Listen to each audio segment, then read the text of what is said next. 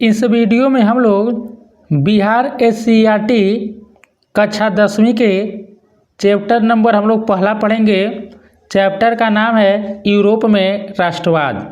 इससे पहले हम लोग क्लास 9th का हम लोग हिस्ट्री पूरा कंप्लीट कर चुके हैं। यदि आप लोग नहीं पढ़े और पढ़ना चाहते हैं तो आप लोगों को सभी वीडियो चैनल के प्लेलिस्ट में मिल जाएगा, वहाँ से आप लोग जाकर देख लीजिएगा। तो चलिए हम लोग शुरू करते हैं। पहला पॉइंट देखिए दिया है कि राष्ट्रवाद की भावना का बीजारोपण यूरोप में पुनर्जागरण के काल से ही हो चुका था, परंतु 1789 ईस्वी की फ्रांसीसी क्रांति से यह उन्नत रूप में प्रकट हुई। तो देखिए हम सब फ्रांसीसी क्रांति के बारे में कक्षा 9वीं के इतिहास बुक में पढ़ चुके हैं, तो आप लोग पीछे का वीडियो जरूर देख लीजिएगा। अगला पॉइंट दिया कि 1815 में वियना सम्मेलन की मेजबानी ऑस्ट्रिया के चांसलर मेटरनिख ने किया, जो घोर प्रतिक्रियावादी था। देखिए अगला पॉइंट लिखा है कि 1815 में वियना सम्मेलन की मेजबानी ऑस्ट्रिया के चांसलर मेटरनिख ने किया, जो घोर प्रतिक्रियावादी था। गणतंत्र एवं प्रजातंत्र फ्रांस की क्रांति की देन थी। याद रखिएगा आप लोग, गणतंत्र एवं प्रजातंत्र फ्रांस की क्रांति की देन थी। वियना सम्मेलन के माध्यम से यूरोप में नेपोलियन युग का अंत और मेटरनिख युग की शुरुआत हुई। देखिए दोस्तों, यदि हम लोग बुक का पीडीएफ पढ़ेंगे तो बुक पढ़ने में बहुत टाइम लग जाएगा, इसलिए हम जो है उसी बुक से जो है शार्ट नोट्स तैयार कर लिए हैं। और आप लोग इसके राइटिंग पर मत जाइएगा, क्योंकि देखिए जैसे मान लीजिए कक्षा 10वीं का इतिहास का बुक है, तो सभी बुक से जो नोट्स तैयार किया गया है सभी चैप्टर का देखिए 4-5 घंटे में तैयार किया गया है, इसलिए आप लोग राइटिंग पर मत जाइएगा। यदि आप लोग कहेंगे तो मैं टाइप करा कर आप लोग को पीडीएफ प्रोवाइड करा दूंगा, तो इसलिए आप लोग राइटिंग में मत जाइएगा, ध्यान से पढ़िए। अगला पॉइंट देखिए लिखा है कि मेटरनिख ने सिसिली और नेपल्स के प्रदेश बूर्बो वंश के सम्राट फर्डिनेंड को दे दिया गया। मेटरनिख ने फ्रांस में भी पुरातन व्यवस्था की पुनर्स्थापना की। फ्रांस में वियना व्यवस्था के अंतर्गत बूर्बो राजवंश को पुनर्स्थापित किया गया तथा लुई 18वां फ्रांस का राजा बना। यह भी याद रखिएगा। देखिए जब फ्रांसीसी क्रांति हुई थी तो उस टाइम लुई 16वां का शासनकाल था। फ्रांस में 28 जून 1830 ईस्वी से गृह युद्ध आरंभ हो गया। इसे ही जुलाई 1830 की क्रांति कहते हैं। याद रखिए, एग्जाम पूछ सकता है कि जुलाई 1830 की क्रांति किसे कहा जाता है और कब हुआ था। तो देखिए फ्रांस में 28 जून 1830 ईस्वी को यह गृह युद्ध स्टार्ट हुआ था। याद रखिएगा आप लोग। फ्रांस में 1840 में गीजो को प्रधानमंत्री नियुक्त किया गया। एग्जाम पूछ सकता है कि गीजो कहाँ का प्रधानमंत्री नियुक्त किया गया था गीजो को। तो देखिए फ्रांस में 1840 में गीजो को प्रधानमंत्री नियुक्त किया गया। मैजनी संपूर्ण इटली का एकीकरण कर उसे एक गणराज्य बनाना चाहता था। तो देखिए लिखा है कि मैजनी जो है वह संपूर्ण इटली का एकीकरण करके उसे एक गणराज्य बनाना चाहता था। विक्टर ने काउंट काउर को प्रधानमंत्री नियुक्त किया। गैरिबाल्डी पेशे से एक नाविक था और मेजनी के विचारों का समर्थक था। याद रखिएगा गैरिबाल्डी के बारे में। हीगेल, कांट, हम्बोल्ट, अंडर्ट, जैकब ग्रिम आदि ने जर्मन राष्ट्रवाद को बढ़ावा दिया था। बिस्मार्क ने रक्त और लौह की नीति अपनाया। देखिए दोस्तों, यह टीआरई जो 3 का एग्जाम हुआ उसमें यह प्रश्न पूछा गया था। टीजीटी में जो पेपर हुआ है तो देखिए पूछा गया था कि रक्त और लौह की नीति किसने अपनाया था। तो देखिए बिस्मार्क ने अपनाया था। यदि आप लोग टीआरई 4 की तैयारी कर रहे हैं तो आप लोगों के लिए देखिए बिहार एससीईआरटी की बुक बहुत ही इंपॉर्टेंट है। यदि आप लोग पूरा बढ़िया से तैयारी करना चाहते हैं तो हमारे चैनल से जुड़ जाइएगा। अभी आप लोग कहीं पेड कोर्स में जाएंगे तो यही चीज़ें आप लोगों को 1-2 घंटे में लोग बताएंगे, पढ़ाएंगे। यहाँ पर आप लोगों को जो इम्पोर्टेंट पॉइंट है उसको शॉर्ट नोट्स के माध्यम से प्रोवाइड किया जा रहा है, इसलिए आप लोग चैनल को सब्सक्राइब जरूर करें। अगला पॉइंट लिखा कि ईसाई जगत ग्रीक ऑर्थोडॉक्स तथा रोमन कैथोलिक चर्च में विभक्त था। रूस तथा यूनान के लोग ग्रीक ऑर्थोडॉक्स चर्च को मानने वाले थे, भी याद रखिएगा। इंग्लैंड का महान कवि लॉर्ड बायरन यूनानियों की स्वतंत्रता के लिए यूनान में शहीद हो गया। तो देखिए दोस्तों, यह जो चैप्टर दिया गया था यूरोप में राष्ट्रवाद, इसमें देखिए इतना ही इंपॉर्टेंट पॉइंट बना एग्जाम की दृष्टि से। तो चलिए हम लोग शुरू करते हैं। चैप्टर का नाम है समाजवाद एवं साम्यवाद। और देखिए बहुत ही इंपॉर्टेंट चैप्टर है। पहला पॉइंट देखिए हम लोग देखते हैं समाजवाद के विचारकों में सेंट साइमन, फॉरियर, लुई ब्ला, रॉबर्ट ओवन, कार्ल मार्क्स एवं एंगेल्स का नाम विशेष उल्लेखनीय है। प्रथम यूरोपियन यानी देखिए स्वप्नदर्शी, देखिए यूरोपियन यूटोपियन है। समाजवादी जिसने समाजवादी विचारधारा के विकास में महत्वपूर्ण भूमिका निभाई, एक फ्रांसीसी विचारक सेंट साइमन था। तो आप लोग इसको याद रखिएगा। प्रथम यूटोपियन यानी कि स्वप्नदर्शी समाजवादी जिसने समाजवादी विचारधारा के विकास में महत्वपूर्ण भूमिका निभाई, एक फ्रांसीसी विचारक सेंट साइमन था, याद रखिएगा। फ्रांसीसी यूटोपियन चिंतकों में एकमात्र व्यक्ति जिसने राजनीति में भी हिस्सा लिया लुई ब्ला था, भी याद रखिएगा। तो फ्रांसीसी यूटोपियन चिंतकों में एकमात्र व्यक्ति जिसने राजनीति में भी हिस्सा लिया लुई ब्ला था। देखिए दोस्तों, यदि आप लोग बीपीएससी टीआरई 4 की तैयारी कर रहे हैं तो आप लोगों के लिए बहुत ही इम्पॉर्टेंट एससीईआरटी पढ़ना है, इसलिए आप लोग इसको ध्यान से पढ़िए, क्योंकि एग्जाम जितने भी प्रश्न पूछे जा रहे हैं एससीईआरटी एनसीईआरटी से ही पूछे जा रहे हैं। अगला पॉइंट देखते हैं। लिखा है कि फ्रांस से बाहर सबसे महत्वपूर्ण यूटोपियन चिंतक ब्रिटिश उद्योगपति रॉबर्ट ओवन था। फ्रांस के बाहर उसने स्कॉटलैंड के न्यू लूनार्क नामक स्थान पर एक फैक्ट्री की स्थापना की थी। कार्ल मार्क्स के बारे में हम लोग जान लेते हैं। 1818 से 1833 तक।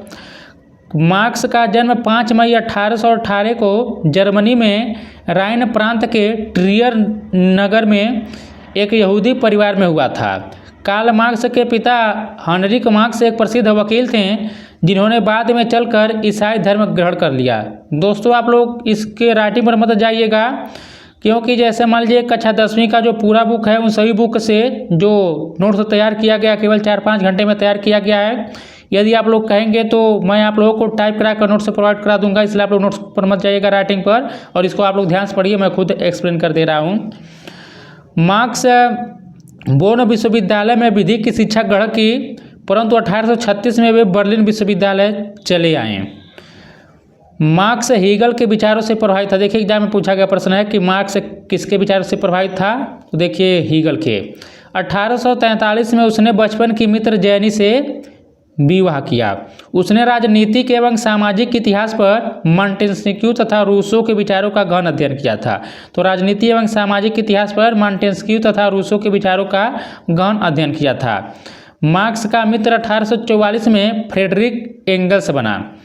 मार्क्स ने एंगल्स के साथ मिलकर 1848 ईस्वी में एक साम्यवादी घोषणा पत्र प्रकाशित किया, जिसे आधुनिक समाजवाद का जनक कहा जाता है। याद रखिएगा आप लोग। मार्क्स ने 1867 ईस्वी में दास कैपिटल, देखिए बहुत बार पूछा जाता है कि दास, ये देखिए विभिन्न एग्जामों में प्रश्न पूछा गया है कि दास कैपिटल जो है किसका पुस्तक है, तो कार्ल मार्क्स का है। तो यहाँ पर देखिए लिखा है कि मार्क्स ने 1867 ईस्वी में दास कैपिटल नामक पुस्तक की रचना की, जिसे समाजवादियों की बाइबल कहा जाता है। याद रखिएगा, एग्जाम पूछ लेगा कि समाजवादियों की बाइबल किसे कहा जाता है, तो दास कैपिटल पुस्तक को कहा जाता है। अब लोग मार्क्स के सिद्धांत पढ़ लेते हैं। द्वंद्वात्मक भौतिकवादी का सिद्धांत, वर्ग संघर्ष का सिद्धांत, इतिहास की भौतिकवादी व्याख्या, मूल्य एवं अतिरिक्त मूल्य का सिद्धांत, राज्यहीन व वर्गहीन समाज की स्थापना। कार्ल मार्क्स के अनुसार 6 ऐतिहासिक चरण, जैसे देखिए पूछ लेगा कि कार्ल मार्क्स कितने चरणों में बताया ऐतिहासिक चरण कौन कौन है, तो देखिए 6 चरण है। आदिम साम्यवादी युग, दासता का युग, सामंती युग, पूंजीवादी युग, समाजवादी युग, साम्यवादी युग। तो देख सकते हैं मार्क्स के अनुसार यह 6 ऐतिहासिक चरण है। आगे बढ़ते हैं। 1864 में प्रथम अंतर्राष्ट्रीय संघ की स्थापना कार्ल मार्क्स ने किया था। याद रखिएगा, तो 1864 में प्रथम अंतर्राष्ट्रीय संघ की स्थापना कार्ल मार्क्स ने किया था। कार्ल मार्क्स का नारा, देखिए अधिकार के बिना कर्तव्य नहीं और कर्तव्य के बिना अधिकार नहीं। एग्जाम यह पूछा गया, पूछ भी सकता है। तो कार्ल मार्क्स का क्या नारा है, अधिकार के बिना कर्तव्य नहीं और कर्तव्य के बिना अधिकार नहीं। आगे बढ़ते हैं। द्वितीय अंतर्राष्ट्रीय संघ की स्थापना 14 जुलाई 1889 को पेरिस में एक सम्मेलन में हुआ, जिसमें 20 देशों के 400 प्रतिनिधियों ने भाग लिया। द्वितीय कब हुआ था, याद रखिएगा आप लोग। अंतर्राष्ट्रीय संघ की स्थापना 14 जुलाई 1889 को हुआ था। इस सम्मेलन में यह निर्णय लिया गया कि प्रत्येक वर्ष 1 मई का दिन मजदूर वर्ग की एकता दिवस के रूप में मनाया जाएगा। मजदूरों के लिए 8 घंटे के कार्य दिवस इसका अंतर्राष्ट्रीय सचिवालय, देखिए यह तय किया गया था कि मजदूरों के लिए 8 घंटे काम करेंगे। और देखिए इसका जो अंतर्राष्ट्रीय सचिवालय ब्रुसेल्स में स्थापित किया गया था। 1 मई 1890 को सारे यूरोप और अमेरिका में लाखों मजदूरों ने हड़ताल और प्रदर्शन किया। तब से 1 मई को सारे संसार में अंतर्राष्ट्रीय मजदूर दिवस के रूप में मनाया जाता है। पूछ लेगा कि अंतर्राष्ट्रीय मजदूर दिवस कब मनाया जाता है, तो आप लोग याद रखिएगा कब मनाया जाता है, तो 1 मई को मनाया जाता है। अगला पॉइंट हम लोग देखते हैं। अब देखिए हम लोग पढ़ेंगे 1917 की बोल्शेविक क्रांति के बारे में हम लोग पढ़ेंगे। जो 1997 की बोल्शेविक क्रांति थी, देखिए बहुत ही इंपॉर्टेंट है, एग्जाम में कई बार यहाँ से प्रश्न पूछा गया है। तो 20वीं शताब्दी के इतिहास की एक महत्वपूर्ण घटना रूस की क्रांति थी। ये देखिए रूस की क्रांति है। इस क्रांति ने रूस के सम्राट अथवा जार के एक तंत्री निरंकुश शासन का अंत कर मजदूरों और किसानों की सत्ता को स्थापित किया। रूस की बोल्शेविक क्रांति नवंबर 1917 में संपन्न हुई थी, याद रखिएगा। तो रूस की बोल्शेविक क्रांति नवंबर 1917 में संपन्न हुई। 1917 से पूर्व रूस में रोमनोव राजवंश का शासन था। रूस के सम्राट को जार कहा जाता था, याद रखिएगा। एग्जाम में पूछा गया था कि जार किसे कहा जाता था, तो रूस के सम्राट को जार कहा जाता था।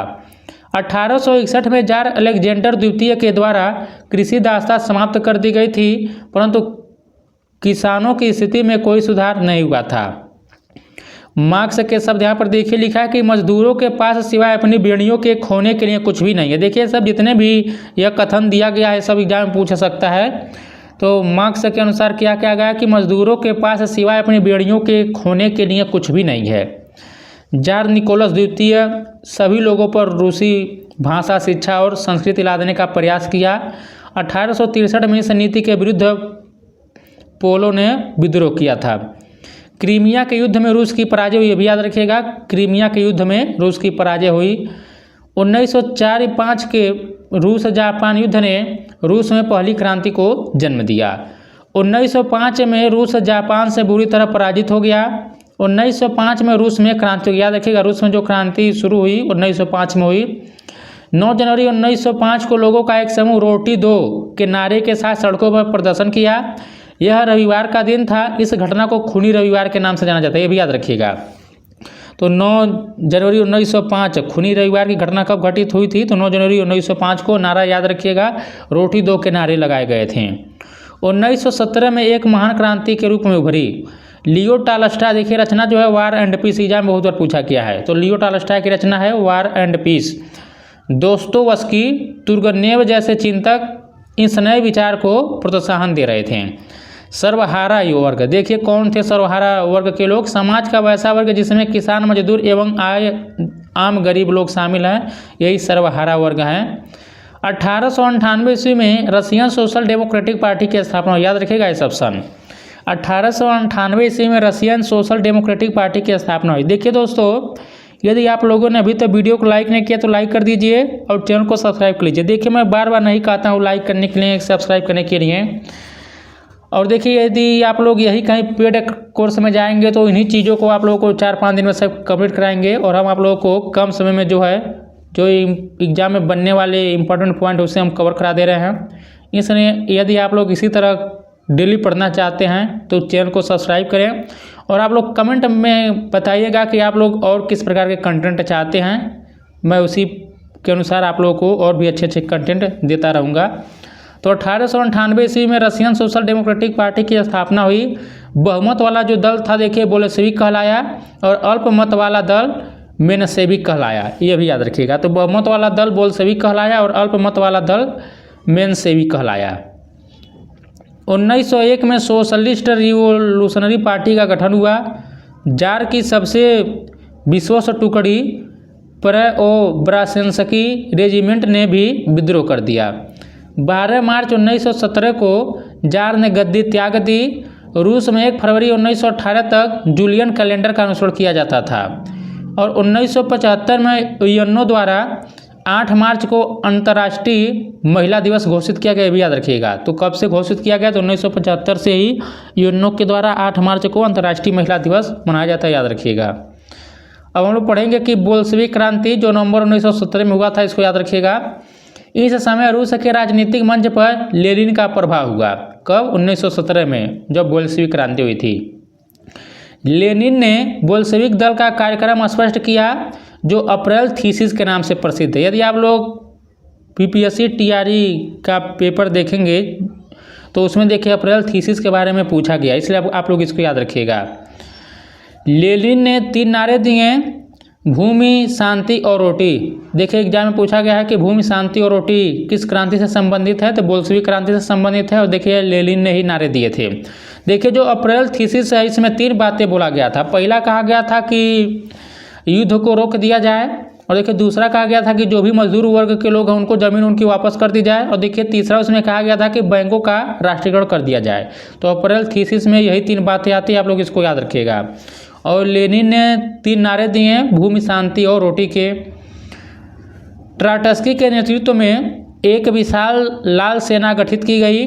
आंतरिक विद्रोह को दबाने के लिए चेका नामक गुप्त पुलिस संगठन बनाया गया। याद रखिएगा एग्जाम पूछ रहा है कि चेका क्या था, तो यह एक गुप्त पुलिस संगठन था। लेनिन के नए संविधान के द्वारा 18 वर्ष से अधिक उम्र वाले सभी नागरिकों को मताधिकार प्रदान किया गया जो उत्पादक श्रम द्वारा अपनी जीविका चलाते थे। आगे बढ़ते हैं। लेनिन के शासन में बोल्शेविक दल का नाम बदलकर साम्यवादी दल कर दिया और लाल रंग के झंडे पर हंसुए और हथौड़े को सुशोभित कर देश का राष्ट्रीय झंडा तैयार किया गया। उसके बाद से यह झंडा साम्यवाद का प्रतीक बन गया। लेनिन ने 1921 में नई आर्थिक नीति जारी की। अभी याद रखिएगा एग्जाम में पूछा गया है, तो लेनिन ने 1921 में नई आर्थिक नीति जारी की। लेनिन की मृत्यु के बाद स्टालिन की विजय हुई। 1929 में ट्राटस्की को निर्वासित कर दिया गया। स्टालिन कम्युनिस्ट पार्टी का महासचिव था और 1953 ईस्वी में अपनी मृत्यु तक तानाशाही व्यवहार करता रहा। मिखाइल गोर्बाचोव 1985 ईस्वी में राष्ट्रपति बने। इन्होंने पेरेस्त्रोइका यानी कि पुनर्गठन तथा ग्लासनोस्त खुलापन की अवधारणा पेश की। सोवियत संघ, देखिए यूएसएसआर का जो विघटन हुआ था दिसंबर 1991 में हुआ था। याद रखिएगा एग्जाम में पूछा गया प्रश्न है। तो सोवियत संघ यानी कि यूएसएसआर का जो विघटन हुआ था वो दिसंबर 1991 में हुआ था।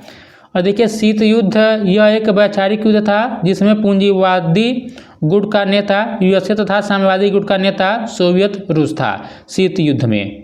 तो चलिए हम लोग शुरू करते हैं। और देखिए ये अभी चैप्टर बहुत ही इंपॉर्टेंट है। यदि आप लोग टीआरई 3 में देखेंगे तो वहाँ पर देखिए इस चैप्टर से एक प्रश्न पूछा गया था। देखिए चैप्टर छोटा सा ही है, तो हम लोग चलिए इसको समझते हैं। पहला पॉइंट देखिए लिखा है कि हिंद चीन 3 लाख वर्ग किमी में फैले उस प्रायद्वीपीय क्षेत्र से है जिसमें आज के वियतनाम, लाओस और कंबोडिया के क्षेत्र आते हैं। देखिए एग्जाम में पूछ सकता है कि हिंद चीन के अंतर्गत जो प्रायद्वीप क्षेत्र उसमें कौन कौन से देश आते हैं। देखिए वर्तमान में वियतनाम, लाओस और कंबोडिया के क्षेत्र आते हैं। इनकी उत्तरी सीमा म्यांमार एवं चीन को छूती है, तो दक्षिण में चीन सागर है। लाओस, कंबोडिया पर भारतीय संस्कृति का प्रभाव था। तो यहाँ पर देखिए लिखा है कि लाओस, कंबोडिया पर भारतीय संस्कृति का प्रभाव था। 4वीं शताब्दी में कंबुज राज्य की स्थापना हुई थी जहाँ का शासक भारत वंशीय था। तो जो 4वीं शताब्दी में कंबुज राज्य की स्थापना हुई थी वहाँ का शासक भारतीय वंशीय था। कंबुज भारतीय संस्कृति का प्रधान केंद्र बना। 12वीं शताब्दी में राजा सूर्यवर्मा, देखिए राजा सूर्यवर्मा द्वितीय ने अंकोर मंदिर का निर्माण कराया था। देखिए बहुत ही इंपॉर्टेंट प्रश्न है, आप लोग जानते हो कंबोडिया में यह मंदिर स्थित है। तो यहाँ पर देखिए लिखा है कि 12वीं शताब्दी में राजा सूर्यवर्मा द्वितीय ने अंकोर मंदिर का निर्माण करवाया था। 16वीं शताब्दी में कंबुज का पतन हो गया था। 1510 में मलक्का को व्यापारिक केंद्र बनाकर हिंद चीनी देशों के साथ व्यापार शुरू किया था। देखिए दोस्तों यदि हम लोग बुक पढ़ेंगे पहले नंबर तो समझ नहीं आएगा कौन सा इंपॉर्टेंट पॉइंट है, क्या पढ़ना क्या छोड़ना है। इसलिए हम आप लोगों को जो इम्पॉर्टेंट पॉइंट बन सकते हैं इस चैप्टर से उन सभी को हम जो है शॉर्ट नोट्स के माध्यम से कवर कर रहे हैं जिससे टाइम की बचत होगी। इसलिए आप लोग वीडियो को ध्यान से पढ़िए। अगला पॉइंट देखते हैं। 1931 तक वियतनाम विश्व का तीसरा बड़ा चावल निर्यातक देश बन गया। और देखिए दोस्तों यदि आप लोगों को राइटिंग में थोड़ा दिक्कत हो रही होगी तो आप लोग इसको कवर कीजिएगा, क्योंकि देखिए जैसे मान लीजिए कक्षा 10वीं का ये बुक है, तो सभी जितने भी चैप्टर हैं उन सभी चैप्टर से जो नोट्स बनाया गया है 4-5 घंटे में बनाया गया है। यदि आप लोग कहेंगे तो मैं टाइप कराकर PDF आप लोगों को टेलीग्राम पर प्रोवाइड करा दूंगा, तो आप लोग PDF में टेंशन मत लीजिएगा, मैं आप लोग को टाइप करा कर दे दूंगा। अगला देखिए पॉइंट लिखा है कि हिंद चीन में बसने वाले फ्रांसीसी कॉलोन कहे जाते थे। देखिए एग्जाम में यहाँ से प्रश्न बन सकता है, इंपॉर्टेंट करिएगा। हिंद चीन में बसने वाले फ्रांसीसी कॉलोन कहे जाते थे। 1930 में फान बोई चाउ ने दुई तान होई नामक एक क्रांतिकारी संगठन की स्थापना की, जिसके नेता कुआंग दे थे। याद रखिएगा इसको। फान बोई चाउ ने the history of the loss of Vietnam में लिखकर हलचल पैदा कर दी। 1905 में जापान ने रूस को हराया। याद रखिएगा 1905 में जापान ने रूस को हराया। छात्रों ने वियतनाम कुआन फुक होई यानी वियतनाम मुक्ति एसोसिएशन की स्थापना की थी छात्रों ने। 1914 में देशभक्तों में एक वियतनामी राष्ट्रवादी दल नामक संगठन बनाया, जिसका पहला अधिवेशन कैंटन में हुआ। हो ची मिन्ह ने 1925 में वियतनामी क्रांतिकारी दल का गठन किया। याद रखिएगा हो ची मिन्ह ने किया था 1925 में। जोंगुएन आई ने अनामी दल की स्थापना की थी। यह पार्टी पूर्णतः मास्को के कैंटन से प्रभावित थी और आतंकी विचारों वाली पार्टी थी। तो याद रखिएगा आप लोग अनामी दल जो बनी थी। 25 अगस्त 1945 को बाओ दाई ने अपना पद छोड़ दिया और वियतनाम एक गणराज्य बन गया। 6 मार्च 1946 को हनोई समझौता फ्रांस में वियतनाम के बीच हुआ। देखिए एग्जाम में पूछ सकता है कि हनोई समझौता किसके किसके बीच में हुआ था। तो देखिए जो हुआ था 6 मार्च 1946 को फ्रांस एवं वियतनाम के बीच।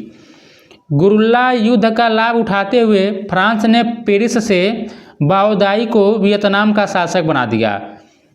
और देखिए आगे लिखा है कि हुआ आंदोलन धार्मिक वर्ग से संबंधित था। एग्जाम में देखिए एक एक लाइन पूछने वाले मतलब बन सकता है यहाँ से प्रश्न, इसलिए आप लोग एक एक लाइन को ध्यान से देखिए। 25 दिसंबर 1955 को लाओस में चुनाव के बाद राष्ट्रीय सरकार का गठन हुआ और सुवर्ण फुमा के नेतृत्व में सरकार बनी। 5 अगस्त 1964 को अमेरिका ने उत्तरी वियतनाम पर आक्रमण कर कुछ सैनिक अड्डे तबाह कर दिए। देखिए एग्जाम में पूछ सकता है कि अमेरिका वियतनाम पर कब आक्रमण किया था, तो 5 अगस्त 1964 को। अब देखिए रासायनिक हथियार यहाँ पर देख लीजिए, इंपॉर्टेंट है, प्रश्न पूछ सकता है। नापाम यह एक तरह का ऑर्गेनिक कंपाउंड है जो अग्नि बमों में गैसोलीन के साथ मिलकर एक ऐसा मिश्रण तैयार करता था जो त्वचा से चिपक जाता और जलता रहता था। इसका व्यापक पैमाने पर वियतनाम में प्रयोग किया गया था। देखिए एक रासायनिक हथियार है नापाम, हथियार है नापाम। रासायनिक हथियार जैसे देखिए नापाम, ऑरेंज एजेंट, ये सब रासायनिक हथियार। एग्जाम पूछ लेगा कि नापाम ऑरेंज एजेंट क्या है, तो देखिए रासायनिक हथियार है। अब हम लोग एजेंट ऑरेंज के बारे में देख लेते हैं। यह एक ऐसा जहर था जिससे पेड़ों की पत्तियां तुरंत झुलस जाती थी एवं पेड़ मर जाता था। जंगलों को खत्म करने के लिए इसका प्रयोग किया जाता था। इसका नाम ऑरेंज पट्टियों वाले ड्रमों में रखे जाने के कारण पड़ा। अमेरिका इनका इस्तेमाल जंगलों के साथ खेतों और आबादी दोनों पर जमकर किया। इस जहर का असर आज भी नजर आता है, जन्मजात विकलांगता एवं कैंसर के रूप में। अगला देखिए पॉइंट दिया कि हिंद चीनी क्षेत्र में अंतिम युद्ध समाप्ति के समय में अमेरिकी राष्ट्रपति निक्सन थे। याद रखिएगा। तो हिंद चीनी क्षेत्र में अंतिम युद्ध समाप्ति के समय में अमेरिकी जो राष्ट्रपति थे वह निक्सन थे। तो चौथा चैप्टर पढ़ेंगे। चैप्टर का नाम है भारत में राष्ट्रवाद। देखिए यह चैप्टर इतना इम्पॉर्टेंट है, जैसा कि आप सभी जानते हैं जो जनरल वाला कॉमन सब्जेक्ट है जीएस वाला, उसमें देखिए 8 नंबर का जो है कुल INM है। और देखिए इसी चैप्टर से आप लोगों को INM के अंतर्गत जो है 5 प्रश्नों से अधिक आप लोग का कवर हो जाएगा। तो देखिए यह चैप्टर जो है बहुत ही इम्पॉर्टेंट है, भारत में राष्ट्रवाद। इसको आप लोग देखिएगा, वीडियो को शुरू से अंत तक देखिएगा। और देखिए यदि हम लोग बुक का PDF पढ़ते हैं तो बहुत टाइम लग जाता है, इसलिए हम जो है शार्ट नोट्स के माध्यम से आप लोग को वही चीज़ बताएंगे जो एग्जाम में आप लोग को डायरेक्ट देखने को मिलेगा। और देखिए इस चैप्टर से आप लोगों का 8 में से 5 नंबर से देखिए अधिक ही आप लोगों का आ जाएगा। तो देखिए चैप्टर बहुत ही इंपॉर्टेंट है, इसको ध्यान से पढ़िए। तो चलिए हम लोग शुरू करते हैं। राष्ट्रवाद का शाब्दिक अर्थ राष्ट्रीय चेतना का उदय होता है। देखिए एक एक लाइन एग्जाम की दृष्टि से बहुत ही इंपॉर्टेंट है। राष्ट्रवाद का शाब्दिक अर्थ राष्ट्रीय चेतना का उदय होता है।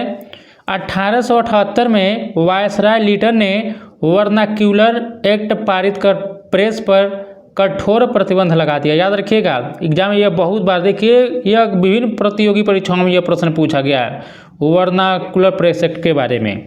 तो 1878 में वायसराय लीटन ने वर्नाक्यूलर एक्ट पारित कर प्रेस पर कठोर प्रतिबंध लगा दिया।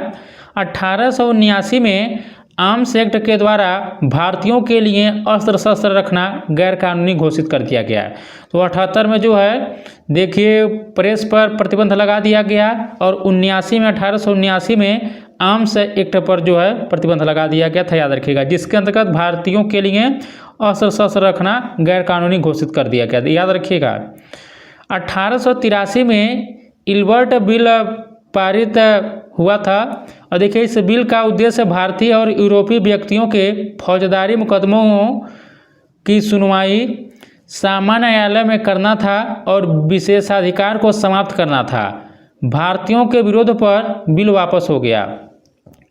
यहाँ पर देखिए यही एग्जाम में पूछता है इल्बर्ट बिल कब पारित हुआ था, तो 1883 में। आप लोग इसको बस याद रखिएगा।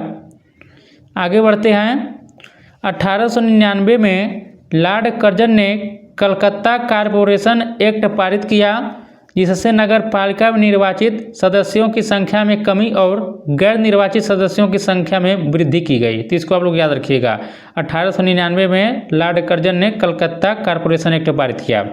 देखिए दोस्तों आप लोग इसके राइटिंग में मत जाइएगा क्योंकि जैसे मान लीजिए कक्षा 10वीं का पूरा बुक है, उन सभी बुक से जो नोट्स तैयार किया गया है केवल 4-5 घंटे में तैयार किया गया है। आप लोग कहेंगे तो मैं टेलीग्राम पर जो है टाइप करा कर आप लोगों को दे दूंगा, इसलिए आप लोग राइटिंग में मत जाइएगा। कल आप लोग ध्यान से समझिए जो मैं बोल रहा हूँ, जो मैं व्याख्या कर रहा हूँ। आगे बढ़ते हैं। 1904 में विश्वविद्यालय अधिनियम द्वारा विश्वविद्यालयों पर सरकारी नियंत्रण बढ़ा दिया गया। देखिए एग्जाम में पूछा गया प्रश्न है। तो 1904 में जो है विश्वविद्यालय अधिनियम आया था, इसके द्वारा विश्वविद्यालयों पर सरकारी नियंत्रण बढ़ा दिया गया। 1905 में बंगाल का विभाजन सांप्रदायिकता के आधार पर किया गया। देखिए बहुत बार एग्जाम पूछा गया है कि बंगाल का विभाजन क्यों किया गया था। देखिए अंग्रेज लोग बोलते थे कि प्रशासन में जो है और भी तेज़ी से काम किया जा सके, उसके लिए विभाजन किया गया।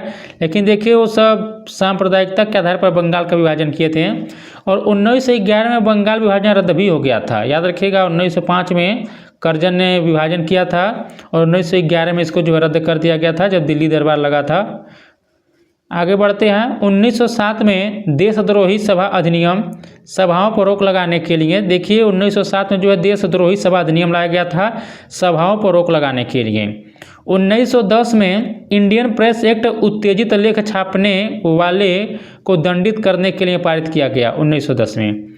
डलहौजी के द्वारा भारत में रेलवे, टेलीग्राफ लाइन एवं व्यवस्थित परिवहन व्यवस्था की शुरुआत हुई थी। याद रखिएगा डलहौजी के द्वारा जो है भारत में, बहुत बार पूछा गया कि भारत में रेलवे का विकास किसके शासनकाल में हुआ है, तो देखिए डलहौजी के शासनकाल में हुआ है। रेलवे, टेलीग्राफ, इन सभी चीज़ों की शुरुआत हुई थी। मॉन्टेस्क्यू एवं रूसो के विचारों से भारतीय प्रभावित हुए। एग्जाम में पूछ सकता है कि भारतीय किन के विचारों से प्रभावित हुए थे, तो मॉन्टेस्क्यू एवं रूसो के विचार से। 1882 में सूती वस्त्रों पर से आयात कर हटा लिया गया था। कब हटा लिया गया था? 1882 में। और देखिए जो सुरेंद्रनाथ बनर्जी थे यह प्रथम ICS थे, भी याद रखिएगा। तो सुरेंद्रनाथ बनर्जी प्रथम ICS जो थे सुरेंद्रनाथ बनर्जी थे। 1916 में सरकार ने भारत पर आयात शुल्क लगाया ताकि भारत में कपड़ा उद्योग का विकास हो सके और अंग्रेज उसका फायदा उठा सकें।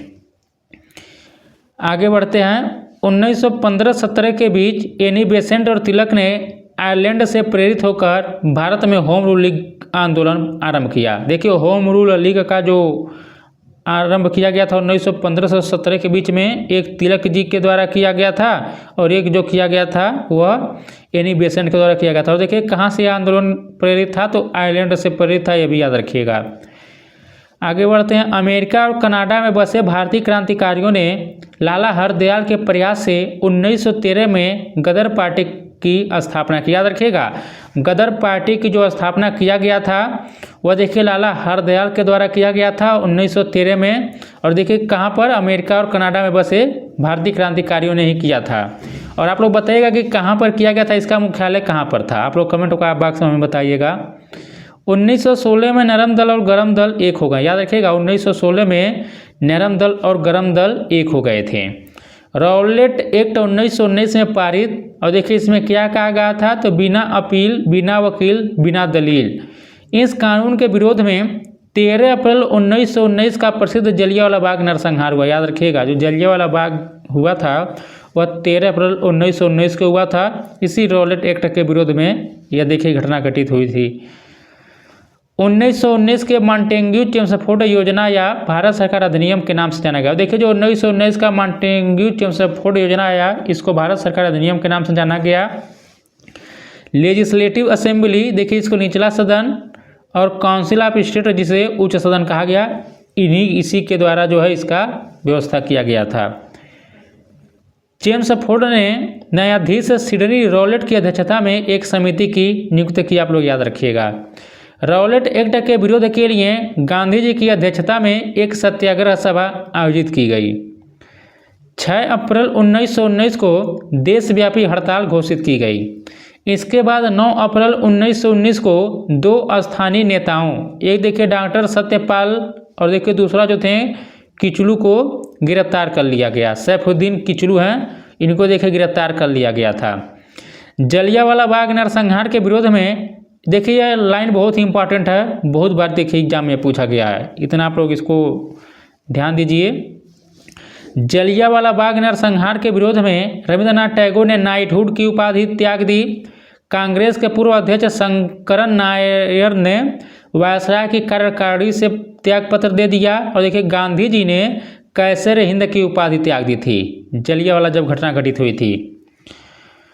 देखिए दोस्तों, यदि आप लोगों को यह वीडियो अच्छा लग रहा है तो वीडियो को लाइक कीजिएगा, शेयर कीजिएगा, और देखिए आप लोग कमेंट भी कीजिएगा। अगला पॉइंट देखते हैं, 17 अक्टूबर 1919 को पूरे भारत में खिलाफत दिवस मनाया गया। देखिए एग्जाम में पूछा गया है, तो खिलाफत दिवस जो मनाया गया था वह 17 अक्टूबर 1919 को पूरे भारत में खिलाफत दिवस मनाया गया था। INC, यहाँ पर देखिए इंडियन नेशनल कांग्रेस के कलकत्ता अधिवेशन जो सितंबर 1920 में हुआ था, और देखिए वहीं पर जो असहयोग आंदोलन चलाने का निर्णय लिया गया। कहाँ पर, तो इंडियन नेशनल कांग्रेस के कलकत्ता अधिवेशन जो सितंबर 1920 में हुआ था, वहीं पर असहयोग आंदोलन चलाने का निर्णय लिया गया था। याद रखिएगा। दिसंबर 1920 में कांग्रेस के नागपुर अधिवेशन में स्वशासन की जगह स्वराज का लक्ष्य प्रस्तावित किया गया। देखिए असहयोग आंदोलन जो चला था 1920 से लेकर 22 तक चला था। गांधी जी के नेतृत्व में 1 जनवरी 1921 ईस्वी में असहयोग आंदोलन की शुरुआत हुई थी। याद रखिएगा, गांधी जी के नेतृत्व में 1 जनवरी 1921 ईस्वी में असहयोग आंदोलन की शुरुआत हुई। इसी आंदोलन के दौरान राष्ट्रीय विद्यालयों, जामिया मिलिया इस्लामिया, अलीगढ़ मुस्लिम विश्वविद्यालयों और काशी विद्यापीठ जैसी शैक्षिक संस्थानों की स्थापना की गई। ये भी याद रखिएगा आप लोग। देखिए इम्पॉर्टेंट है, असहयोग आंदोलन के दौरान ही जो है जामिया मिलिया इस्लामिया, अलीगढ़ मुस्लिम विश्वविद्यालय और काशी विद्यापीठ जैसी शैक्षिक संस्थानों की स्थापना की गई। आगे बढ़ते हैं। प्रिंस ऑफ वेल्स का स्वागत 17 नवंबर 1921 को बम्बई में राष्ट्रव्यापी हड़ताल के साथ किया गया। याद रखिएगा। चौरी चौरा घटना 5 फरवरी 1922 में। देखिए यदि आप लोग ऑफिशियल गवर्नमेंट के साइट पर देखेंगे तो चौरी चौरा जो घटना घटी थी वह देखिए 4 फरवरी 1922 को वहाँ पर भी अंकित है जहाँ पर यह घटना घटी थी 4 फरवरी 1922 को। देखिए एग्जाम में आप लोग 4 फरवरी 1922 को टिक कीजिएगा, क्योंकि अब जो है इसको चेंज कर दिया गया है। तो चौरी चौरा घटना 4 फरवरी 1922 में, और देखिए SCERT में और बाकी जगह देखेंगे तो 5 फरवरी दिया है। 22 पुलिस कर्मियों की जान के कारण यह देखिए इसको शुरू किया गया था। 12 फरवरी 1922 को आंदोलन स्थगित कर दिया गया था, ये भी याद रखिएगा। गांधी जी को मार्च 1922 में गिरफ्तार करके 6 वर्षों के कारावास की सज़ा दी गई थी। कितने वर्षों के लिए? देखिए 6 वर्षों का, ये भी एग्जाम में पूछा गया है। अब हम लोग पढ़ेंगे सविनय अवज्ञा आंदोलन के बारे में। गांधी जी के नेतृत्व में 1930 में यह देखिए आंदोलन छेड़ा गया था। नवंबर 1927 में साइमन कमीशन का गठन किया गया था और देखिए यह आयोग 7 सदस्यीय था, यानी साइमन कमीशन जो था इसमें 7 लोग थे। और देखिए इसमें एक भी भारतीय सदस्य नहीं थे, सब ब्रिटिश लोग थे, इसलिए इसका बहिष्कार किया गया था। सर जॉन साइमन को इसका अध्यक्ष बनाया गया। विरोध का मुख्य कारण उस समय एक भी सदस्य भारतीय नहीं थे। 3 फरवरी 1928 ईस्वी को साइमन कमीशन को बम्बई पहुंचने पर उसका स्वागत काले झंडों, हड़तालों और प्रदर्शन से हुआ था। यह भी याद रखिएगा। देखिए साइमन कमीशन का जो गठन किया गया था वह नवंबर 1927 में किया गया था। देखिए यह बीपीएससी टीआरई के एग्जाम में पूछा गया है कि साइमन कमीशन का गठन कब किया गया था, तो नवंबर 1927 में। और देखिए यह बम्बई कब पहुंचा, यह बम्बई जो पहुंचा था 3 फरवरी 1928 को। यह दोनों डेट आप लोग याद रखिएगा। भारत सचिव विर्केनहेड ने, और देखिए कहीं कहीं बर्केनहेड लिखा रहता है, भारतीयों को संविधान निर्माण की चुनौती। देखिए एग्जाम में पूछा गया कि कौन व्यक्ति थे जिन्होंने भारतीयों को चुनौती दिया था संविधान बनाने के लिए, तो बर्केनहेड जो थे। भारत सचिव को जवाब देने के लिए कांग्रेस ने फरवरी 1928 में दिल्ली में एक सर्वदलीय सम्मेलन का आयोजन किया। इस सम्मेलन में मोतीलाल नेहरू को अध्यक्ष बनाया गया था, यह भी याद रखिएगा। इस समिति ने ब्रिटिश सरकार से डोमिनियन स्टेट की दर्जा देने की मांग की। नेहरू रिपोर्ट स्वीकृत नहीं हो सका, यह भी याद रखिएगा। 1923 से लेकर 30 तक की विश्वव्यापी आर्थिक मंदी का प्रभाव भारत की अर्थव्यवस्था पर बहुत बुरा पड़ा। अप्रैल 1930 में चटगांव में छापा मारा, जिसका नेतृत्व सूर्यसेन कर रहे थे। और देखिए इनका उपनाम मास्टरदा। देखिए यह जो है पॉइंट बहुत ही इंपॉर्टेंट है, एग्जाम में पूछा गया है, तो अब पूछ लेगा कि चटगांव जो है यह किस व्यक्ति से संबंधित है। देखिए चटगांव शस्त्रागार है, तो अप्रैल 1930 में चटगांव में छापा मारा, जिसका नेतृत्व सूर्यसेन कर रहे थे। और देखिए इनका जो उपनाम है मास्टरदा, तो मास्टरदा पूछता है किनका उपनाम है, तो सूर्यसेन का है। पूर्ण स्वराज्य की मांग। दिसंबर 1929 ईस्वी में कांग्रेस का वार्षिक अधिवेशन लाहौर में जवाहरलाल नेहरू की अध्यक्षता में हुआ, याद रखिएगा। दिसंबर 1929 ईस्वी में कांग्रेस का वार्षिक अधिवेशन लाहौर में जवाहरलाल नेहरू की अध्यक्षता में हुआ। और देखिए 31 दिसंबर 1929 की मध्य रात्रि को रावी नदी के तट पर, याद रखिएगा एग्जाम में पूछा गया कौन सी नदी है, तो 31 दिसंबर 1929 की मध्य रात्रि को रावी नदी के तट पर नेहरू ने तिरंगा झंडा फहराया तथा स्वतंत्रता की घोषणा का प्रस्ताव पढ़ा, याद रखिएगा। और देखिए यह लाइन बहुत इंपॉर्टेंट है। 26 जनवरी 1930 को पूर्ण स्वतंत्रता दिवस मनाने की घोषणा की गई, याद रखिएगा। 26 जनवरी 1930 को पूर्ण स्वतंत्रता दिवस मनाने की घोषणा की गई। गांधी जी ने इरविन के समक्ष 11 सूत्री मांग को रखा और इरविन ने इसे अस्वीकार कर दिया था। गांधी जी दांडी मार्च का निर्णय लिया। देखिए 24 दिन में 250 किमी। देखिए दोस्तों एग्जाम में अभी बीपीएससी टीआरई 3 में ही पूछा गया था कुल कितने दिन चले थे, मतलब कुल कितना किमी चले थे। देखिए आप लोग उसमें देखिए यदि आप लोग कहीं पढ़ेंगे एनसीईआरटी में, तो वहाँ पर देखिए 240 किमी कहीं दिया, लेकिन देखिए 240 मील जो है चला गया था। एग्जाम में लगभग में 241 भी दिया था, तो वही 241 सही माना गया था। तो यहाँ पर देखिए एनसीईआरटी में यह लिखा है कि 24 दिन में 250 किमी की पदयात्रा के पश्चात 5 अप्रैल को वे दांडी पहुँचे। 6 अप्रैल 1930 को नमक बनाकर कानून का उल्लंघन किया। तो आप देखिए 12 मार्च 1930 से स्टार्ट किया गया था और देखिए यह जो चला था वह 6 अप्रैल 1930 तक चला था। देखिए थोड़ा इसके बारे में जान लीजिए। गांधी जो थे अपने 78 अनुयायियों के साथ चले थे और ये भी याद रखिएगा कि कुल 24 दिन तक देखिए यह मतलब चला गया था। इतना आप लोग पॉइंट याद रखिएगा, एग्जाम में पूछा गया है 24 दिन तक। आगे बढ़ते हैं। नमक सत्याग्रह का प्रसार। देखिए यह जो पॉइंट है बहुत इंपॉर्टेंट है। आप लोग केवल गांधी जी के बारे में जानते हैं, बाकी जगह भी इसके संबंध में कई प्रकार के सत्याग्रह किए गए थे, इसको भी जान लीजिए।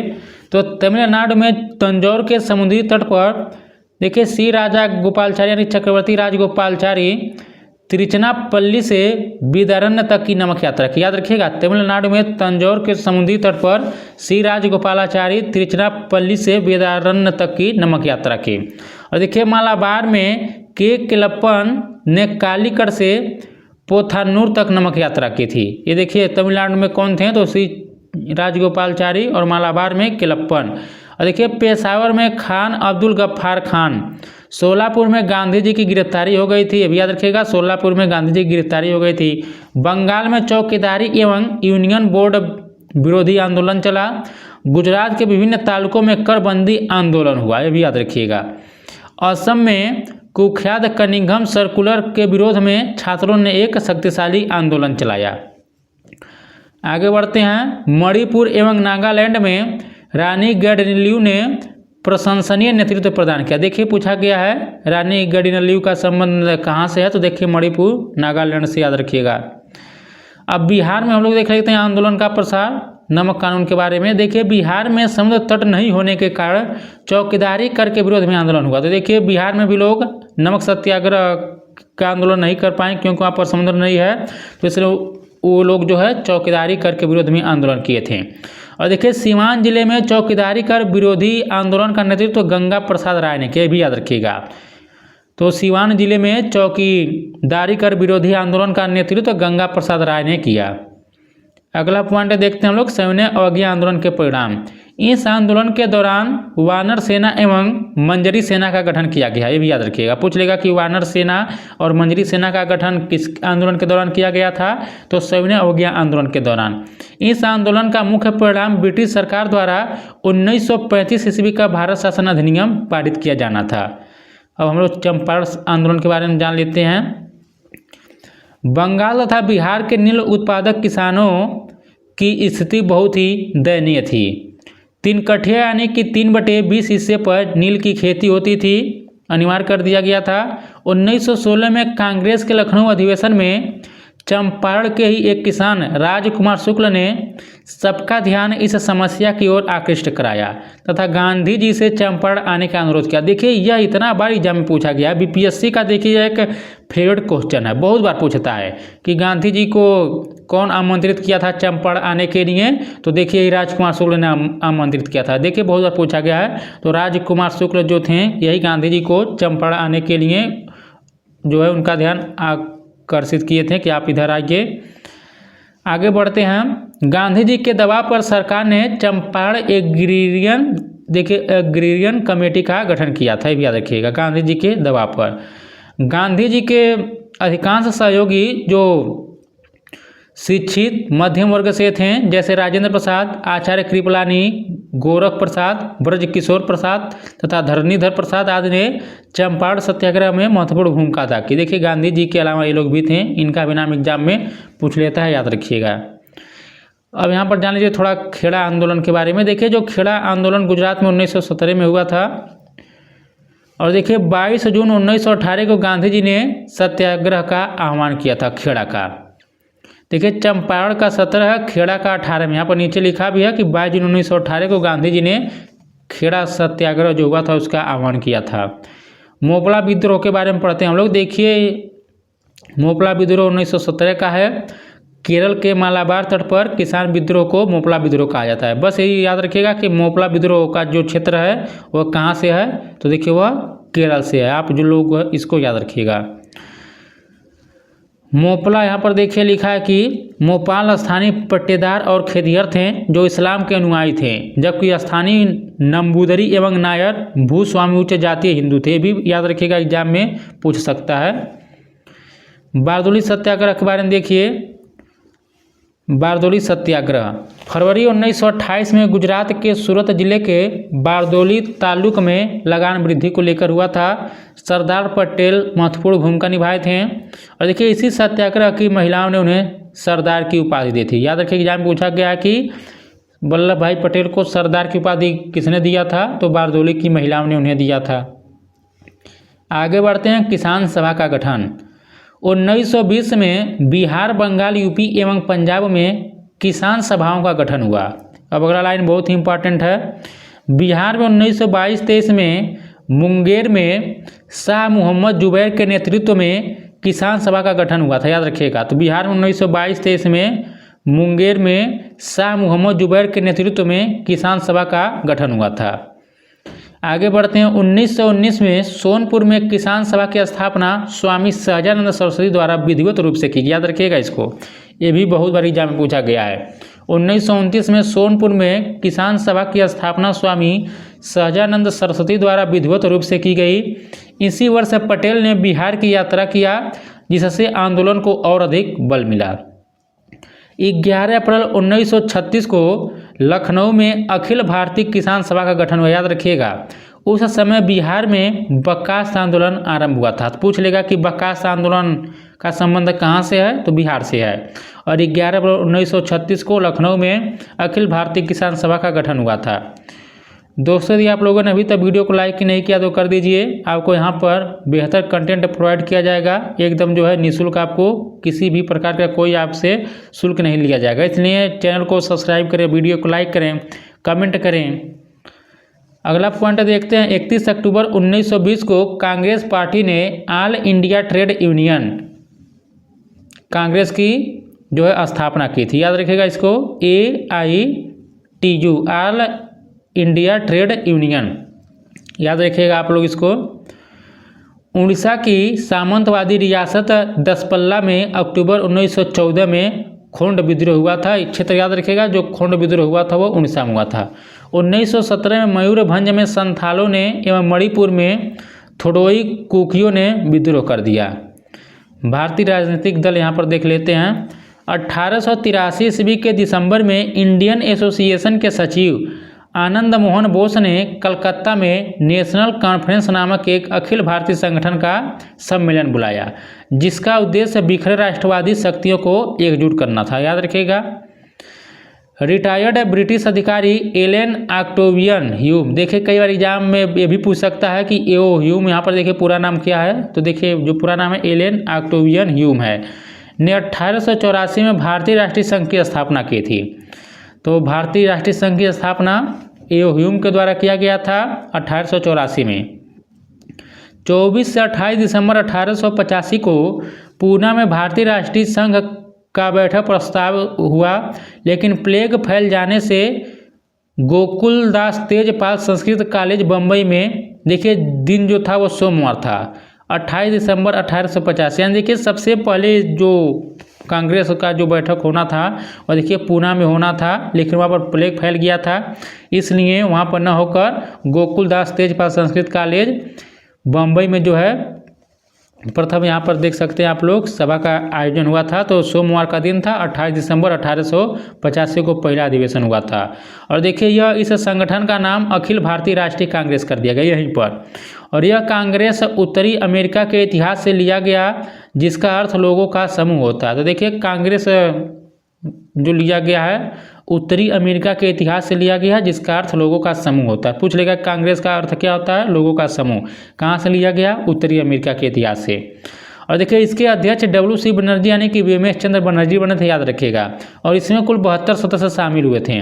पहला अधिवेशन जो हुआ था VMS चंद्र बनर्जी उसके अध्यक्ष बने थे, और देखिए कुल 72 सदस्य शामिल हुए थे।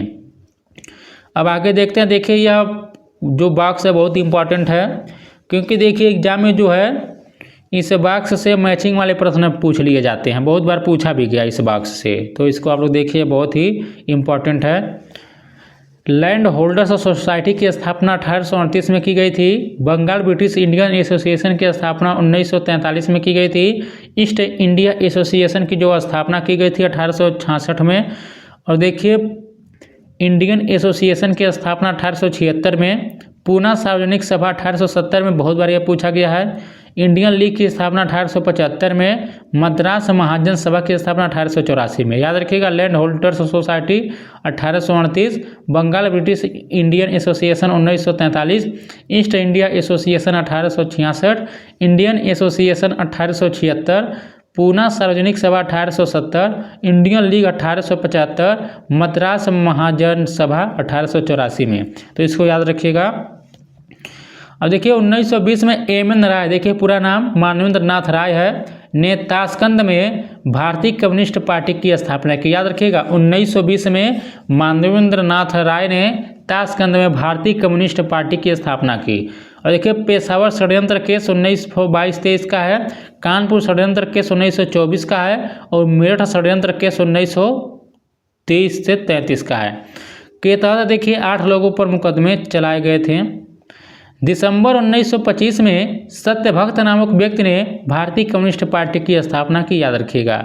और देखिए 1920 में AITUC की स्थापना हो गई थी, परंतु 1926 में इसमें विभाजन हो गया और 1929 में MN जोशी जो है इसे AITUF का गठन कर लिया इससे। तो जो AITUC है देखिए इसकी स्थापना हो गई, बाद में इसमें विभाजन हो गया था, तो यही दिया है। अखिल भारतीय स्तर पर दिसंबर 1928 में अखिल भारतीय मजदूर किसान पार्टी बनी, याद रखिएगा, एग्जाम में यह देखिए पूछ सकता है, इंपॉर्टेंट क्वेश्चन है। अखिल भारतीय स्तर पर दिसंबर 1928 में अखिल भारतीय मजदूर किसान पार्टी बनी। आगे बढ़ते हैं। अक्टूबर 1934 में बम्बई में कांग्रेस समाजवादी दल की स्थापना की गई। 1931 में बिहार समाजवादी दल की स्थापना जयप्रकाश बाबू ने कर दिया था। देखिए BPSC का एग्जाम है तो वहाँ पर यह प्रश्न पूछ सकता है। तो 1931 में बिहार समाजवादी दल की स्थापना जयप्रकाश बाबू ने किया था, याद रखिएगा। और देखिए विलियम हंटर नामक अंग्रेज ने अपनी पुस्तक में अंग्रेज मुस्लिम मित्रता पर काफ़ी बल दिया था। पूछ लेगा कि वो कौन सा अंग्रेज था जिसने अपनी पुस्तक में अंग्रेज मुस्लिम मित्रता पर काफ़ी बल दिया था, तो विलियम हंटर था, याद रखिएगा। मार्च 1923 में प्रथम स्वराज दल का सम्मेलन इलाहाबाद में होगा, याद रखिएगा। मार्च 1923 में प्रथम स्वराज दल का जो सम्मेलन हुआ था वह इलाहाबाद में हुआ था। अब यहाँ पर देखिए राष्ट्रीय स्वयं सेवक संघ RSS के बारे में यहाँ पर थोड़ा जान लीजिए। इसकी स्थापना 1925 में हुई थी RSS की। और देखिए श्री KB हेडगेवार ने 1925 में नागपुर में RSS की स्थापना की थी, याद रखिएगा। तो राष्ट्रीय स्वयं सेवक संघ की स्थापना 1925 में की गई थी। और देखिए श्री KB हेडगेवार ने 1925 में कहाँ पर, नागपुर में किया था, याद रखिएगा। तो देखिए दोस्तों यह जो चैप्टर था भारत में राष्ट्रवाद का उदय, हम लोग इसको कवर कर लिए हैं। तो चलिए हम लोग देखते हैं। देखिए पहला प्रश्न यहाँ पर देखिए, पहला पॉइंट दिया है, ब्रिटेन में सर्वप्रथम घरेलू उत्पादन पद्धति का स्थान कारखाना पद्धति ले लिया। देखिए सबसे पहले ब्रिटेन में जो है घरेलू उत्पादन पद्धति का स्थान कारखाना पद्धति में ले लिया। 1769 में बाल्टन निवासी रिचर्ड आर्कराइट ने सूत कातने की स्पिनिंग फ्रेम नामक मशीन बनाई जो जल शक्ति से चलती थी। देखिए दोस्तों एग्जाम में देखिए बहुत प्रश्न पूछा जा रहा है कि किस मतलब चीज़ का खोज कौन सा वैज्ञानिक या कौन किया है, तो देखिए एग्जाम में पूछा जा रहा है, तो याद रखिएगा। 1769 में बाल्टन निवासी रिचर्ड आर्कराइट ने सूत कातने की स्पिनिंग फ्रेम नामक मशीन बनाई जो जल शक्ति से चलती थी। तो बस देखिए ये पूछेगा कि स्पिनिंग फ्रेम कौन बनाया था, तो रिचर्ड आर्कराइट ने बनाया था। अगला देखिए यह जो है देखिए एग्जाम स्पिनिंग जीनिंग वाला ये पूछा गया है देखिए एग्जाम में।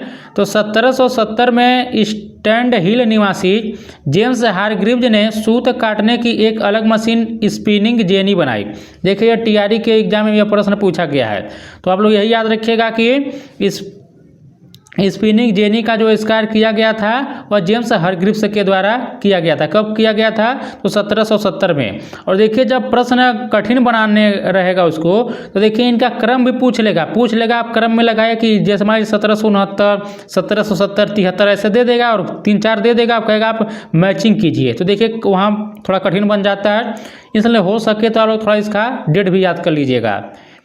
आगे बढ़ते हैं। 1773 में लंकाशायर के जॉन के ने फ्लाइंग शटल का आविष्कार किया। तो याद रखिएगा 1769 में रिचर्ड आर्कराइट ने स्पिनिंग फ्रेम का आविष्कार किया और 1770 में जेम्स हारग्रीव्स जो है वह स्पिनिंग जेनी का आविष्कार किया और 1773 में जॉन के जो है फ्लाइंग शटल का आविष्कार किया। और देखिए 1779 में सैमुअल क्रॉम्पटन ने स्पिनिंग म्यूल बनाया, ये भी याद रखिएगा। तो देखिए यह ऐसे प्रश्न है जो एग्जाम में बार बार बनते हैं। अगला पॉइंट देखते हैं। 1785 में एडमंड कार्टराइट ने वाष्प से चलने वाला पावरलूम नामक करघा बनाया। तो पूछ लेगा कि पावरलूम नामक करघा किसने बनाया था, तो देखिए एडमंड कार्टराइट ने बनाया था। और देखिए 1769 में जेम्स वाट ने वाष्प इंजन बनाया। 1815 में हम्फ्री डेवी ने खानों में काम करने के लिए सेफ्टी लैंप का आविष्कार किया। देखिए यह जो पॉइंट है, देखिए विभिन्न प्रतियोगी परीक्षाओं में यहाँ से प्रश्न बना, इसको इंपॉर्टेंट करिएगा।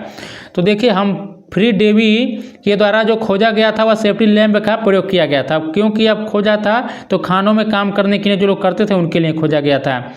और देखिए 1815 में हेनरी बेसेमर ने शक्तिशाली भट्टी का निर्माण किया। सब याद रखिएगा। लिवरपूल में स्थित लंकाशायर सूती वस्त्र उद्योग का केंद्र बन गया।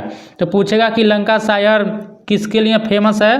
देखिए यह सूती वस्त्र उद्योग के लिए फेमस था। और न्यू साउथ वेल्स ऊन उत्पादन का केंद्र बना। एजेंट गुमास्ता कहलाता है, ये भी याद रखिएगा। पूछेगा गुमास्ता का क्या मतलब होता है? देखिए एजेंट ही होता है। 1813 के चार्टर एक्ट द्वारा व्यापार पर से ईस्ट इंडिया कंपनी का एकाधिपत्य जो है समाप्त कर दिया गया था। देखिए चाय और चीन के साथ व्यापार को छोड़कर ये भी याद रखिएगा, बाकी सब एकाधिपत्य समाप्त कर दिया गया था। चाय और चीन के साथ व्यापार को छोड़कर, ये भी याद रखिएगा। आगे बढ़ते हैं। 1830 से 40 के दशक में बंगाल में द्वारकानाथ टैगोर ने 6 संयुक्त उद्यम कंपनियां लगा ली थी। सर्वप्रथम सूती कपड़े की मिल की नींव 1851 में बम्बई में डाली गई। और यहाँ पर देखिए आगे लिखा है कि पारसी कावस जी नानाजी दाभार ने 1854 में पहला कारखाना निर्मित किया। तो देखिए सबसे पहले जो सूती मिल जो कारखाना निर्मित किया गया था वह 1854 में बम्बई में किया गया था, इसे आप लोग याद रखिएगा। 1854 से 1880 तक 30 कारखानों का निर्माण हुआ, जिसमें 13 पारसियों द्वारा बनाए गए थे। 30 में से 13 जो है वो पारसियों द्वारा बनाए गए थे। और देखिए 1869 में सुएज नहर के खुल जाने से बम्बई से इंग्लैंड तक सूती कपड़ों का आयात बढ़ने लगा। और देखिए ये भी याद रखिएगा, जब 1869 में सुएज नहर खुल गया था तो भारत और इंग्लैंड के बीच, मतलब भारत और यूरोप के बीच की दूरी जो है 7000 किलोमीटर देखिए कम हो गई थी। ये भी आप लोग याद रखिएगा, एग्जाम में यह पूछा गया प्रश्न है। आगे बढ़ते हैं। 1880 से यहाँ पर देखिए लिखा है 95 तक सूती कपड़ों के मिलों की संख्या 39 हो गई। और 1895 से 1914 तक सूती मिलों की संख्या 114 हो गई। भारतीय सूती धागे का निर्यात चीन को होने लगा था, ये भी याद रखिएगा। देखिए अगला बहुत इंपॉर्टेंट पॉइंट है, देखिए एग्जाम में यह पूछा गया प्रश्न है। 1917 में कलकत्ता में देश की पहली जूट मिल एक मारवाड़ी व्यवसायी हुकुमचंद ने स्थापित किया था। तो याद रखिएगा 1917 में कलकत्ता में देश की पहली जूट मिल एक मारवाड़ी व्यवसायी हुकुमचंद ने स्थापित किया। और 1919 में बिड़ला जूट कंपनी और 1920 में ग्वालियर में राव सूती कारखाना खुला। और देखिए बीपीएससी में पूछा गया प्रश्न है। 1907 में जमशेदजी टाटा ने बिहार के साकची नामक स्थान पर Tata iron and steel company TISCO की स्थापना की। देखिए जो अभी बीपीएससी टीआरई का एग्जाम हुआ 3 का, उसमें यह पूछा गया था कि टिस्को की स्थापना कब की गई थी, तो 1907 में। और याद रखिएगा, और देश की पहली जूट मिल की स्थापना कब की गई थी? 1917 में हुकुमचंद के द्वारा कलकत्ता में, याद रखिएगा। आगे बढ़ते हैं। 1910 में उन्होंने Tata hydro electric power station की स्थापना की। अब देखिए जब एग्जाम में 1907 पूछ लिया गया है तो 10 भी पूछ लेगा, अब इसको आप लोग याद रखिएगा। तो Tata hydro electric power station की जो स्थापना की गई थी 1910 में।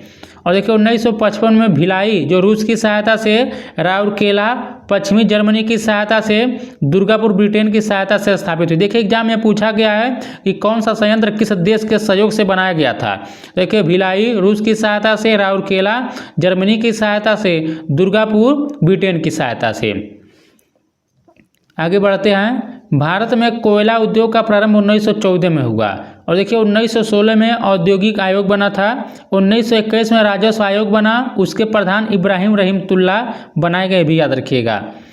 और देखिए 1895 में पंजाब नेशनल बैंक, 1906 में बैंक ऑफ इंडिया, 1907 में इंडियन बैंक, 1911 में सेंट्रल बैंक, 1913 में द बैंक ऑफ मैसूर तथा ज्वाइंट स्टॉक बैंकों की स्थापना, ये भी याद रखिएगा आप लोग। ये सब प्रश्न देखिए मैचिंग वाले में दे सकता है। और देखिए 1838 में मजदूरों ने चार्टिस्ट आंदोलन की शुरुआत की थी। पूछ लेगा कि चार्टिस्ट आंदोलन की शुरुआत कब हुई थी, तो 1838 में। 1918 में सभी वयस्क स्त्री पुरुष को मताधिकार दिया गया, ये भी याद रखिएगा। कहाँ पर? ब्रिटेन में। और 1881 में पहला फैक्ट्री एक्ट पारित हुआ, जिसमें 7 से कम वर्ष के बच्चों को कारखानों में कार्य करने से प्रतिबंध किया गया था। तो पहला फैक्ट्री एक्ट कब आया था? तो 1881। देखिए आसान है, 1-8 फिर उल्टा 1-8 लिख दीजिएगा, आसानी से याद हो जाएगा। तो देखिए एक बार 1-8 इधर से और एक बार 1-8 इधर से लिख दीजिएगा तो याद हो जाएगा। आगे बढ़ते हैं। 31 अक्टूबर 1920 को अखिल भारतीय ट्रेड यूनियन कांग्रेस की स्थापना की गई। देखिए हम लोग पिछले चैप्टर में पढ़ चुके हैं और लाला लाजपत राय उसके प्रधान बनाए गए। देखिए अभी टीआरई के एग्जाम में प्रश्न पूछा गया है कि अखिल भारतीय ट्रेड यूनियन के अध्यक्ष कौन बनाए गए थे, प्रधान कौन बनाए गए थे? लाला लाजपत राय। कब बना था? 31 अक्टूबर 1920 को। और देखिए 1920 में आईएलओ की स्थापना की गई थी और 1926 में मजदूर संघ अधिनियम आया। 1962 में केंद्र सरकार ने राष्ट्रीय श्रम आयोग की स्थापना किया था। देखिए दोस्तों हम लोग इस चैप्टर को जो है कम समय में कवर कर लिए हैं। अध्याय नंबर 6 है शहरीकरण एवं शहरी जीवन। और देखिए दूसरा जो चैप्टर हम लोग पढ़ेंगे, देखिए छोटा छोटा ही चैप्टर है, उसका नाम है व्यापार और भूमंडलीकरण। तो हम लोग अभी 5-6 मिनट के अंदर जो है इस चैप्टर से जो भी इम्पोर्टेंट क्वेश्चन बनने वाले हैं उसको हम लोग कवर कर लेंगे। तो चलिए हम लोग शुरू करते हैं। और इससे पहले देखिए हम लोग कक्षा 9 का इतिहास हम लोग पूरा कवर कर चुके हैं और साथ ही इसके पहले जो भी 5 चैप्टर है सब पढ़ चुके हैं। यदि आप लोग नहीं पढ़े और पढ़ना चाहते हैं तो आप लोगों को वह सभी वीडियो चैनल के प्लेलिस्ट में मिल जाएगा, वहाँ से आप लोग जाकर देख लीजिएगा। और देखिए यह दोनों चैप्टर छोटा छोटा चैप्टर है लेकिन बहुत ही इम्पॉर्टेंट है। यहाँ से जो है एग्जाम में आप लोगों को प्रश्न देखने को मिल सकता है। तो चलिए देखते हैं। देखिए चैप्टर का नाम है शहरीकरण एवं शहरी जीवन। शहरीकरण का अर्थ है किसी गांव का शहर या कस्बे के रूप में विकसित होने की प्रक्रिया। देखिए शहरीकरण कहलाता है, याद रखिएगा। टेनमेंट्स, देखिए काम चलाऊ और अक्सर बेहिसाब भीड़ वाले अपार्टमेंट मकान। तो एग्जाम में पूछ लेगा कि टेनमेंट्स का क्या अर्थ है। देखिए काम चलाऊ और अक्सर बेहिसाब भीड़ वाले अपार्टमेंट मकान। और देखिए अगला पॉइंट है इम्पॉर्टेंट है, दुनिया की सबसे पहली भूमिगत रेल के पहले खंड का उद्घाटन 10 जनवरी 1863 ईस्वी को किया गया। यह रेल लाइन लंदन की पैडिंगल और कैरिंगटन स्ट्रीट के बीच थी। पहले ही दिन यात्रियों की संख्या 10,000 तक थी। तो देखिए यहाँ पर लिखा गया है कि दुनिया की सबसे पहली भूमिगत रेल का जो उद्घाटन किया गया था 10 जनवरी 1863 को किया गया था। और देखिए कहाँ पर? तो देखिए लंदन की पैडिंगल और कैरिंगटन स्ट्रीट के बीच किया गया था, याद रखिएगा। घंटो, यहाँ पर देखिए घंटो नहीं घेटो है। तो देखिए घेटो यहूदियों की बस्ती के लिए प्रयोग किया जाता है, घेटो शब्द। देखिए लेसेज फेयर आर्थिक उन्मुक्तवाद था जिसमें सरकार का किसी रूप में हस्तक्षेप नहीं था एवं पूंजीपतियों की पूरी स्वतंत्रता था। और देखिए दोस्तों यह जो क्वेश्चन आपको दिखाई दे रहा है लाइन, देखिए यह टीआरई 3 के एग्जाम में पूछा गया प्रश्न है। पूछा था कि भारत में पहला कपड़ा मिल कब स्थापित किया गया था। तो याद रखिएगा भारत में जो है बम्बई में 1854 में पहला कपड़ा मिल स्थापित किया गया था, याद रखिएगा। देखिए एग्जाम में पूछा गया प्रश्न है। 1921 तक वहाँ 85 कपड़ा मिलें खुल चुकी थी बम्बई में। 1840 में लंदन का क्षेत्रफल प्रति व्यक्ति 155 वर्ग गज था जबकि बम्बई का 9.5 वर्ग गज था। 1872 में लंदन में प्रति मकान में औसतन 8 व्यक्ति रहते थे तो बम्बई में 20 व्यक्ति थे। तो देख सकते हैं आप लोग जनसंख्या पहले से ही कितना अधिक था। और देखिए 1911 के दिल्ली दरबार में बिहार को पृथक राज्य का रूप दिया गया। देखिए दोस्तों ये भी टीआरई के एग्जाम में पूछा गया प्रश्न है। तो 1911 के दिल्ली दरबार में बिहार को पृथक राज्य का रूप दिया गया। और देखिए 1912 में बिहार एवं उड़ीसा को बंगाल से पृथक कर दिया गया, पटना इसकी राजधानी बनाई गई। देखिए ये भी एग्जाम में पूछा गया है। तो पूछेगा कि बिहार एवं उड़ीसा को बंगाल से कब पृथक किया गया था, तो 1912 में। और लंदन में अनिवार्य प्राथमिक शिक्षा 1870 में लागू की गई और 1902 से लागू हुई वहाँ पर। 1810 से लेकर 1880 तक लंदन की आबादी 10 लाख से बढ़कर 40 लाख हो चुकी थी। तो देखिए दोस्तों इस चैप्टर में यही जो इम्पोर्टेंट पॉइंट बनने वाले थे। अब हम लोग अगला चैप्टर देखते हैं। देखिए अगला जो चैप्टर है वह है अध्याय नंबर 7 व्यापार और भूमंडलीकरण। दोस्तों यदि आप लोगों को ये वीडियो अच्छा लगा तो प्लीज़ वीडियो को लाइक कर दीजिएगा, शेयर कर दीजिएगा और साथ ही चैनल को भी सब्सक्राइब कर लीजिएगा। देखिए पॉइंट दिया है पहला यहाँ पर, भारत की आर्थिक राजधानी मुंबई। देखिए अभी एग्जाम में पूछा गया प्रश्न है, तो भारत की जो आर्थिक राजधानी कहाँ पर है, मुंबई है। और देखिए अर्थशास्त्री कार्डलिफ की पुस्तक द कॉमर्स ऑफ नेशन है। याद रखिएगा एग्जाम में पूछ सकता है कि द कॉमर्स ऑफ नेशन किसका पुस्तक है, तो कि एक अर्थशास्त्री हैं कार्डलिफ की, इन्हीं का पुस्तक है, कार्डलिफ का। और देखिए अमेरिका के फ्रैंकलिन डी रूजवेल्ट ने नई व्यवस्था अमेरिका में लागू किया। 1945 याल्टा सम्मेलन, जो वर्तमान रूस का स्थान है। तो देखिए एग्जाम में पूछा गया प्रश्न है कि याल्टा सम्मेलन कब हुआ था, 1945 में।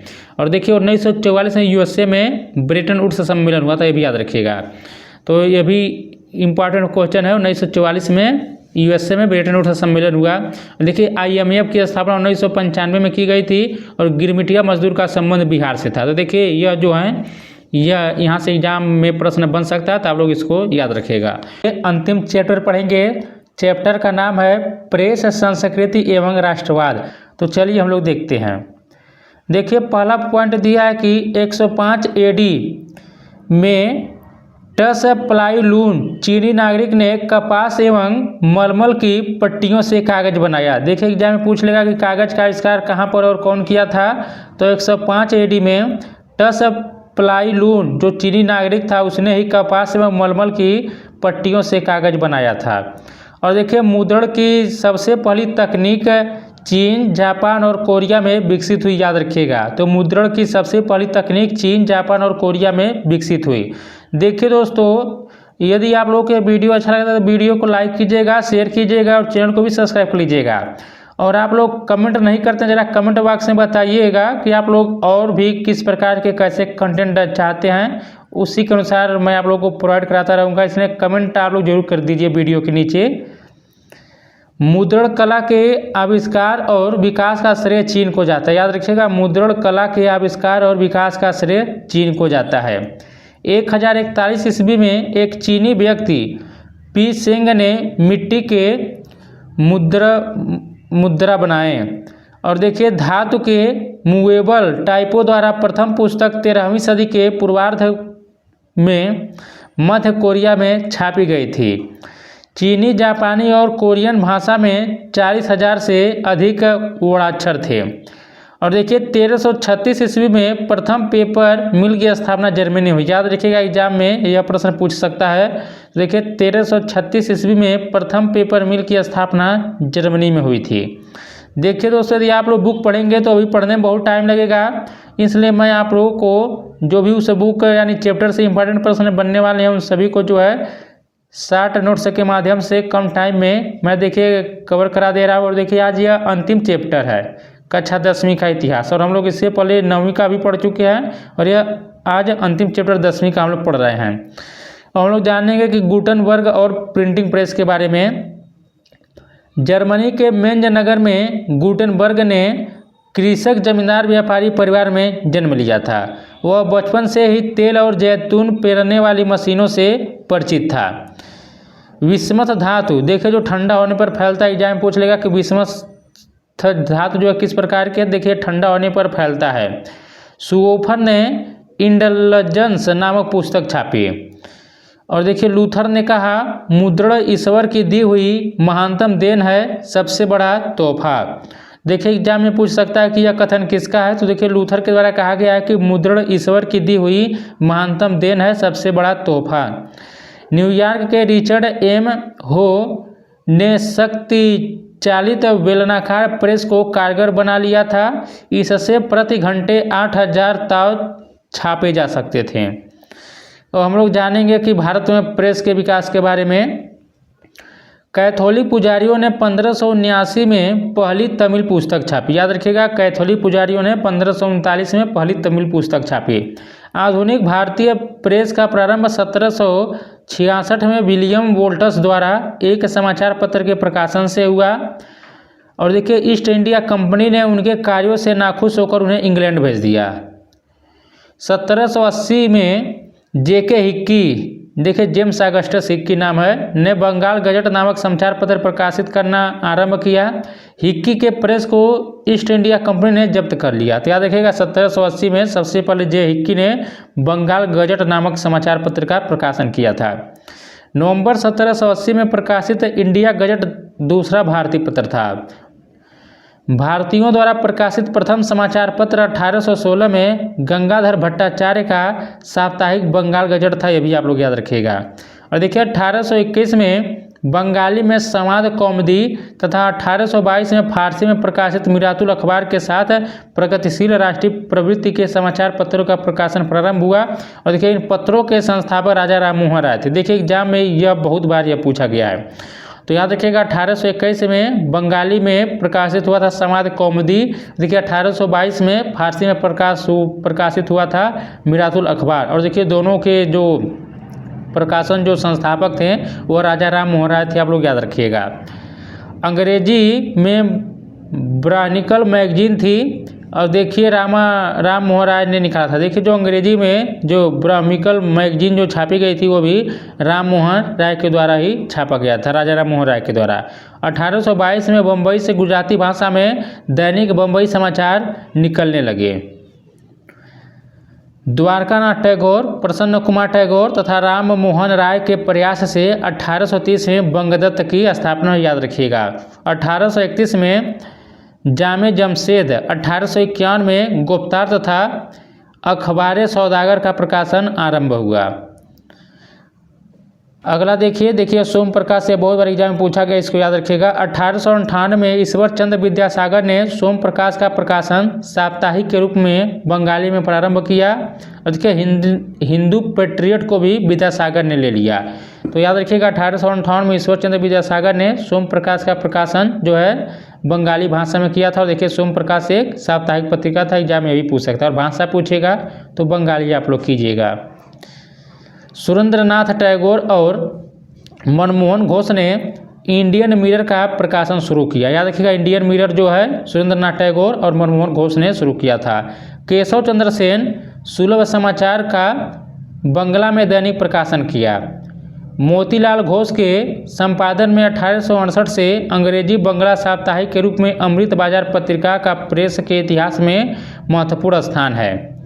1878 में लीटन के वर्नाक्यूलर प्रेस एक्ट से बचने के लिए यह रातों रात अंग्रेजी में प्रकाशित होने लगा। जोगेंद्र नाथ बोस के संपादन 1881 में बंगवासी शुरू हुआ, जिसकी वितरण संख्या 8500 तक पहुंच गई। देखिए दोस्तों आप लोग कमेंट जरूर करिएगा, कमेंट करेंगे तो मैं आप लोगों को और भी अच्छे अच्छे कंटेंट देता रहूँगा, इसलिए कमेंट करना मत भूलिएगा। काला कांकड़, देखिए जो उत्तर प्रदेश से हिंदी में हिंदुस्तान का प्रकाशन शुरू हुआ, जो उदार विचारों का पोषक था।